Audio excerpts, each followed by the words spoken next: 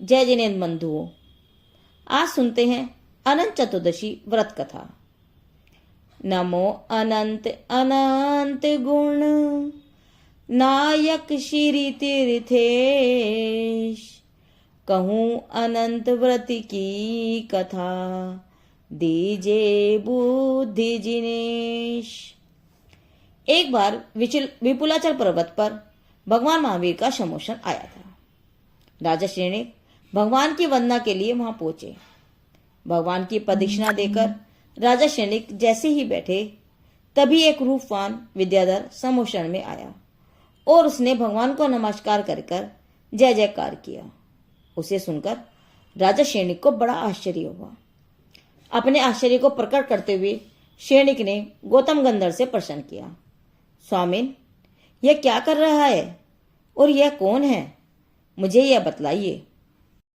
गौतम स्वामी बोले, विजयनगर नगरी का राजा मनोकुंभ और उसकी रानी का नाम श्री सती था। इनके एक अरिंजय नामक पुत्र था जो बहुत पुण्यवान और गुणवान था।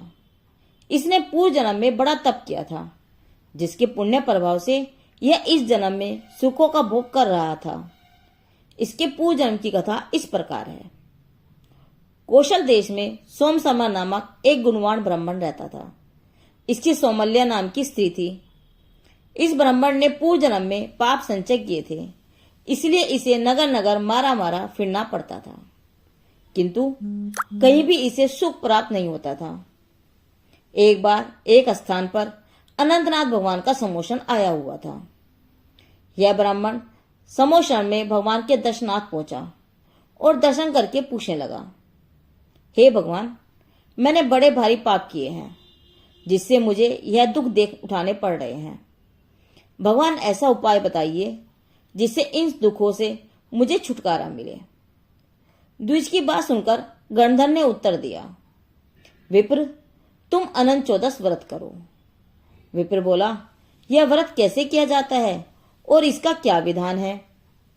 गंधर्व बोले, भाद्र शुक्ल चतुर्दशी को स्नान करके भगवान का पूजन करना चाहिए और गुरु को भाव वंदना करके व्रत की प्रतिज्ञा करनी चाहिए। त्रिकाल जिनेन्द्र पूजन करें, गीत नृत्य पूर्वक भगवान का अभिषेक करें, रात्रि जागरण करें और इस प्रकार 14 वर्ष तक लगातार यह व्रत करने के बाद इसका उत्साह पूर्वक उद्यापन में शक्ति पूर्वक शास्त्र दान करें। यदि उद्यापन की शक्ति न हो तो दूने व्रत करें। विप्र ने इसी के अनुसार व्रत किए। उसके सारे दुखों का नाश हो गया और अपने अंतिम समय में संन्यास मरण करके वह चौथे स्वर्ग में मैत्रादिक देव हुआ और वहां से चलकर यह अरिंजय हुआ है। उसने ही आकर अभी भगवान को प्रणाम किया है। एक दिन राजा अपने सिंहासन पर सुख से बैठा हुआ था। तभी उसने देखा कि एक बादल आया और थोड़ी देर में वह छिन्न भिन्न हो गया। उसे देखकर राजा ने सोचा, अहो, मनुष्य का जीवन भी इस बादल की तरह क्षणभंगुर और चंचल है।